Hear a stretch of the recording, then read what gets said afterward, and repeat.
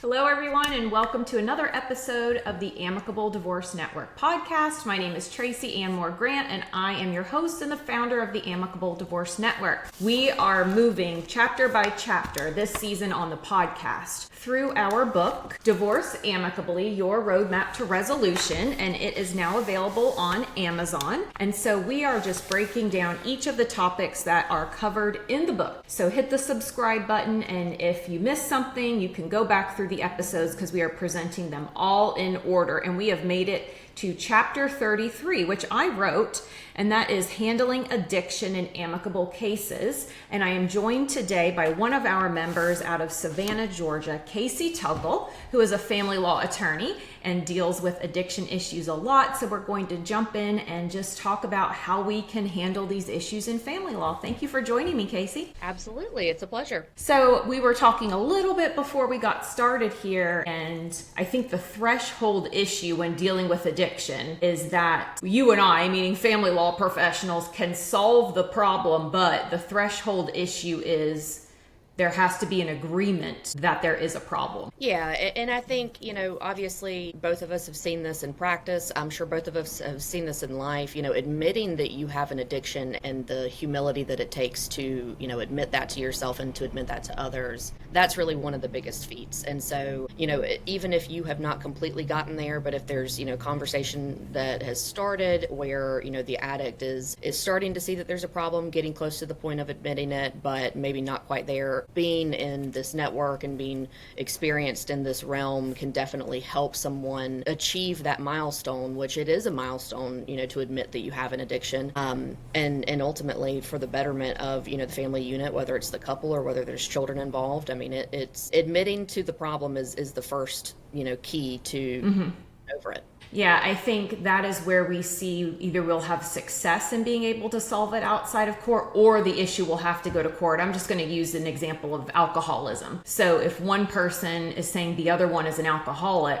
and the person being accused is like, I have no problem whatsoever, that is something a court might have to have a factual hearing about to determine if somebody is an alcoholic, and if so, how do you handle it? But if they say, yes, I have a problem, we have solutions on how to handle different issues of substance abuse. Yeah, and they may not even, recognize that they have an addiction, but they might be willing to go do a drug and alcohol evaluation, for example, to kind of make a point and say, yes, I'll go have a professional tell me that I don't have anything wrong so that I can prove to you that I don't have anything wrong. And that might open their eyes. Their spouse may not get them to admit that they have a problem. I'm certainly not, a experienced psychoanalyst that I can, figure out if someone has an addiction issue, but if they're willing to go for an evaluation, that might be the first step. And luckily we have a lot of really skilled evaluators in our network that, we can refer people to, and that we trust, their opinion,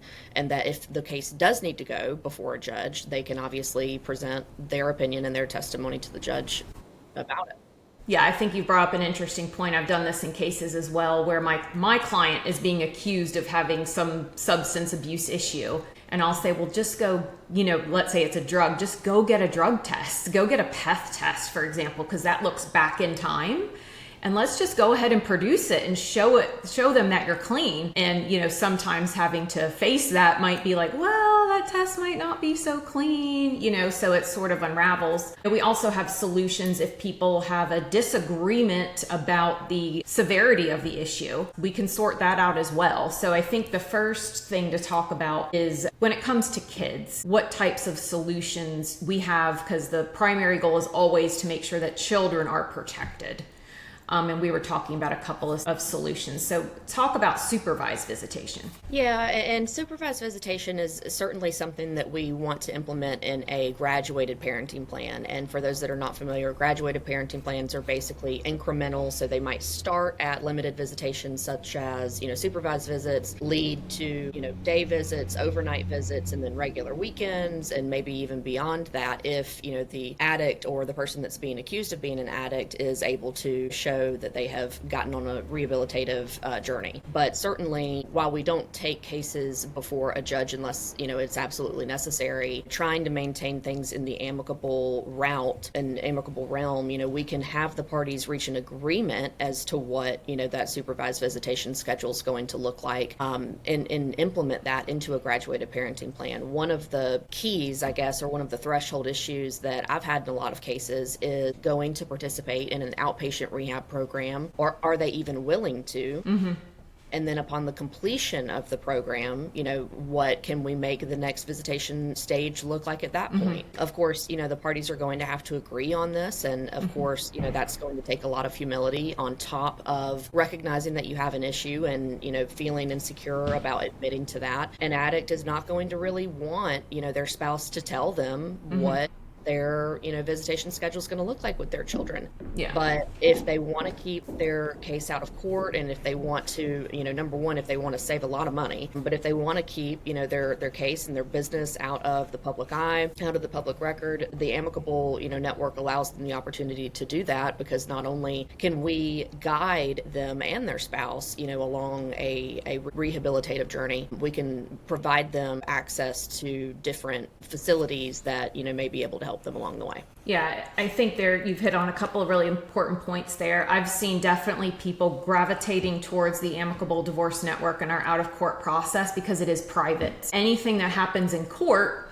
a court reporter's taking down, it might be in motions, it might be in court orders, and a lot of people can pull that record and go read it, including employers. So a lot of times people are looking for an alternative, and so we can keep those matters private. And we also have the ability to pace the case and say, we're going to hit the pause button because this person is going into treatment, or, we're trying other, measure to see what's going on here. And you can't do that in the court system. You're on their timeline. They're going to tell you what you're doing next.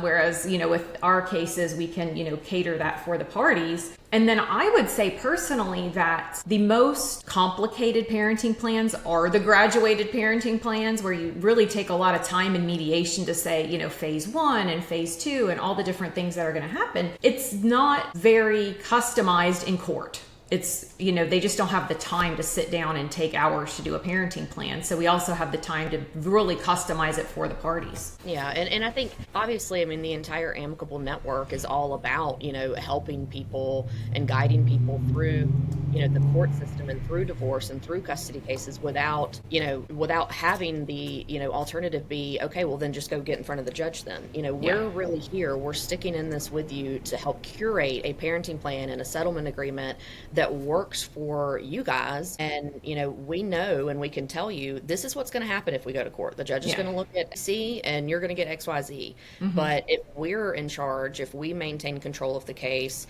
we're able to provide you alternative solutions and, middle ground ideas that you're not going to even get the option of considering if you go to court. You're going to get, 2 hours of testimony and the judge is going to hand you a ruling. Yeah, exactly. It's going to not be as personalized as an addiction situation would really need. So I think it's important for people to understand that the tools that we are using outside of court are the same ones that the judge would order in court. We have the basis of experience, knowledge, and connections to know what those are and agree to them, as opposed to spending tons of money and public embarrassment potentially to have the judge hand them to you.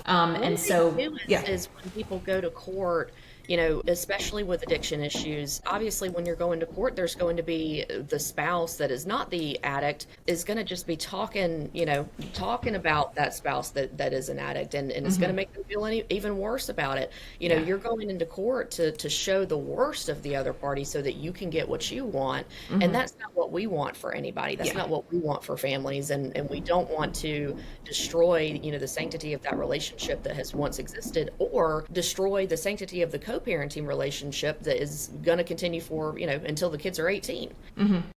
least. So, we're certainly focused on rehabilitating, obviously, the addiction issues, but also, just solely the relationships between the parties and saving, what's left of the grace between the parties, and making sure that, they're not getting run over with ridiculous bills along the way. Yeah, exactly. They may need to pivot some of their funds towards treatment, counseling for kids, or, different things like that are just more important than attorney's fees. And it's always important to touch on for people that court is an adversarial process. You have to sling mud at the other person sort of to, boost yourself forward. And it's also, like I was saying, public, which just doesn't mean your employer, your neighbors can read it, but your kids in the future as well. They can read that information. And so, by handling it privately, there's just so many different benefits. So let's talk specifically about alcohol. So how do you handle alcohol addiction out of court? So I take kind of a unique approach depending on the nature of the case. So, for example, someone may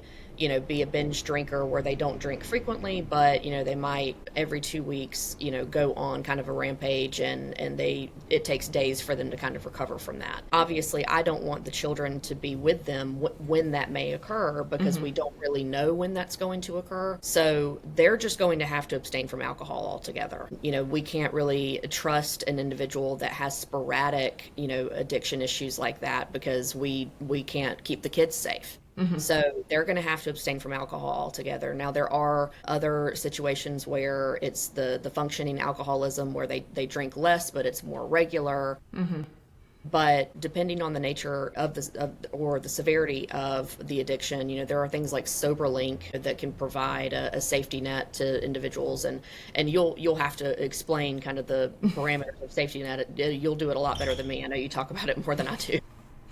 So people are always surprised to learn that SoberLink exists, and it's some amazing technology. So what it is it's an actual device that people hook up to a smartphone, and you can design when they have to use it. So the person with the alcohol problem gets the smartphone device, the SoberLink, and you can customize, do they need to do a test before they pick up the kids, all the time, because you're monitoring ongoing sobriety during their visitation. So a schedule can be customized.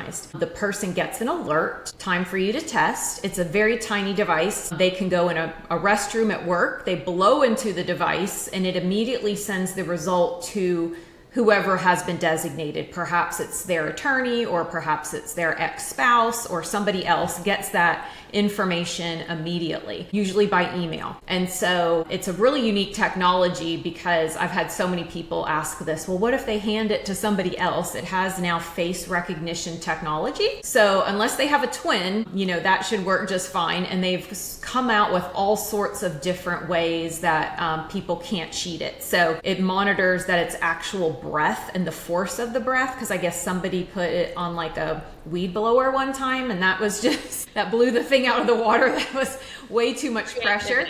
Yeah.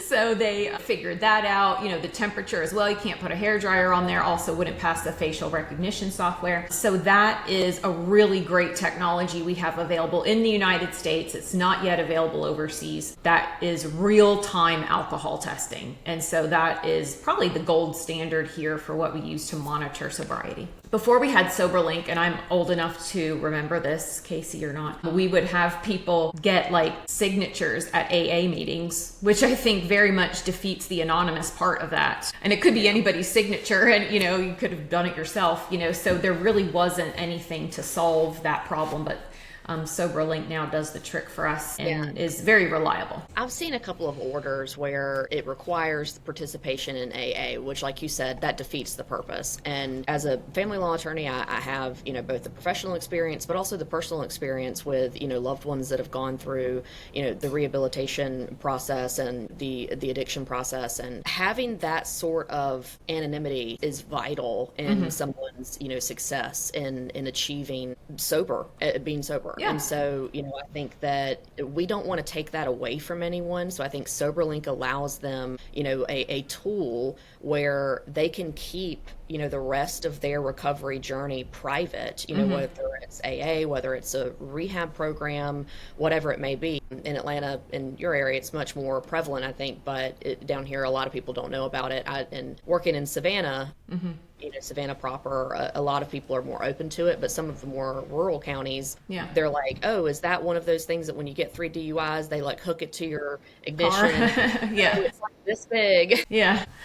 It's definitely, spreading, and spreading out as far as people being willing to try this new tool. But I think that's one of the most, I guess, the coolest things about the Amicable Network is that we're open to these ideas, we're open to these tools, and we can provide them to people, whether they're our clients or the opposing parties. Yeah, SoberLink's always at our conferences to educate us and doing online presentations, so all of our members are up to date on a lot of these technologies and things that, the court does have a lag on what they know about, on what they're comfortable with, on what they're willing to do. You can just look at orders, they can't even handle cell phones properly, and, it's just such a mess.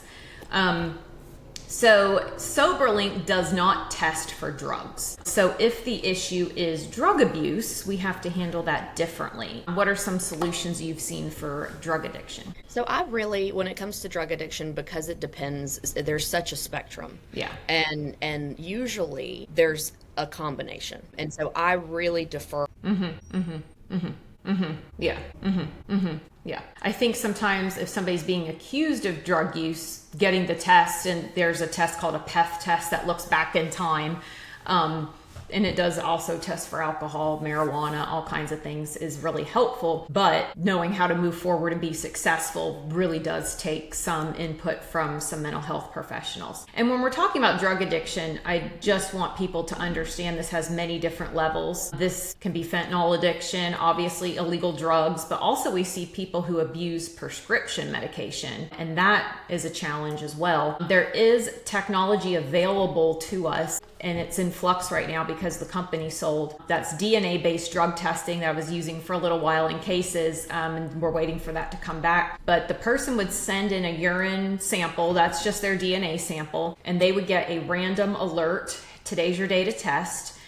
They would send urine by FedEx. It would get there in 2 days. They would then test that urine, make sure it matches the person, and they would give a really complex report that would say exactly everything that they have taken. The flip side of that was really interesting, was if you had somebody that had a mental health challenge or somebody that had to be on a particular medication, sometimes for sobriety, they could also test to make sure the correct levels of medication are in their system and they're prescribed it. It would even show exposure to cigarette smoke. So these technologies to really allow us to solve problems are, and it's just a matter of getting our hands on them and educating everybody, because I would say the court's going to be probably very behind on DNA drug testing for sure. So I think there are some other addictions out there. Touched briefly when we were talking about sex addiction, porn addiction. Then there's one that I've seen more often recently, which is I would say gambling, and sort of that's transitioned a little bit. It really did used to be playing poker or the lottery or something like that, but now I've seen more of people doing day trading or taking gambles on cryptocurrency. Have you seen that sort of financial gambling, whatever you want to call it? Yeah, it's gone. Yeah. Yeah. Yeah. Yeah, and we have great forensic accountants in the Amicable Divorce Network. There's always this misconception that the parties are the amicable ones. They aren't. It's the professionals who know who to contact, who know how to resolve problems, and are polite to one another, which seems like that would be normal, but it just isn't. And so sometimes when we do have alcoholism or drug abuse, we do call in the forensic accountant to trace how much of marital funds were dissipated on this addiction, what went on here. But sometimes, like you were touching on, there isn't anything left. It's just gone. Some people make some really risky moves, and that's unfortunate. But if you're listening to this today, I think that the takeaway is we can work on it outside of the court system, and there are so many solutions at our fingertips to be able to help people privately on your own timeline, and it's the exact same thing, if not elevated for sure, that you would get in court. It would be faster. and more customized for the parties, and especially for those minor children. Casey, for anybody listening today, if they're like, I want to reach out to her, I want to work with her, how can they find you? And if you're driving and you're like, oh my gosh, I can't write that down, know that this will be in the show notes, so save this episode, and you can always find Casey in our Amicable Divorce Network directory, which is at amicableddivorcenetwork.com and divorceamicably.com. And she's also on our board, so if you find our board members, you will find her there as well. Casey, thank you very much for taking the time today to talk about this important issue.